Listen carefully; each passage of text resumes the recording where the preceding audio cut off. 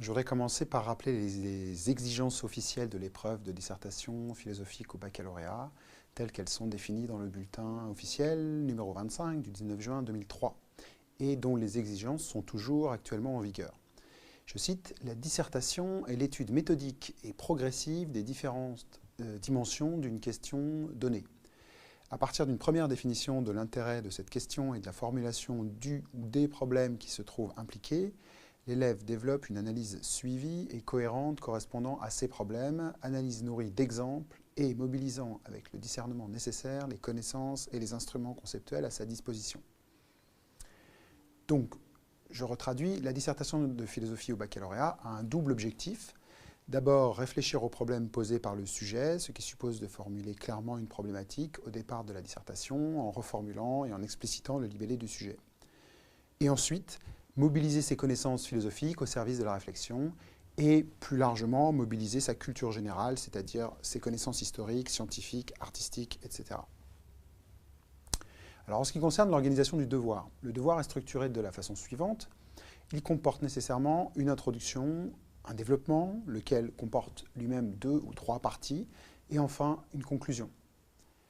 Je vais à présent traiter séparément ces 3 grandes étapes du devoir. Donc je commencerai par l'introduction. Alors, l'introduction elle-même est structurée en différentes étapes. Premièrement, il faut commencer par une amorce, c'est-à-dire rédiger quelques lignes pour donner envie de lire la dissertation. On appelle ça une captatio benevolentiae, c'est-à-dire montrer l'intérêt de la question posée par le sujet.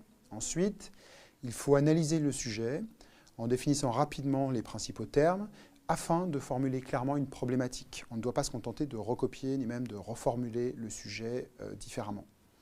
Et enfin, troisième et dernière étape, il faut annoncer clairement le plan que l'on va suivre, mais il n'est pas possible ni souhaitable de détailler les analyses dès l'introduction. Alors, en ce qui concerne le développement peut se décomposer, comme je l'ai dit, en 2 ou 3 parties, pas plus et pas moins.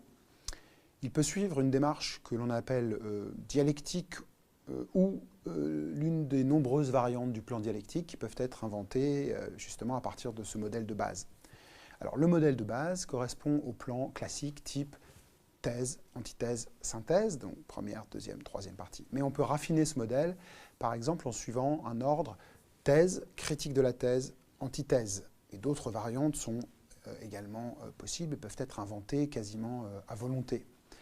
Mais il s'agit toujours de confronter des points de vue ou des thèses contradictoires afin de parvenir à une éventuelle résolution du problème posé. En outre, les parties se décomposent elles-mêmes en sous-parties. Celles-ci correspondent aux différents arguments qui peuvent être exposés en soutien de la thèse, ou de l'antithèse, ou de la synthèse. Chacun des arguments doit être explicité en s'appuyant sur un exemple ou bien une référence philosophique ou culturelle. Et enfin, on peut aussi illustrer ces analyses par quelques citations bien choisies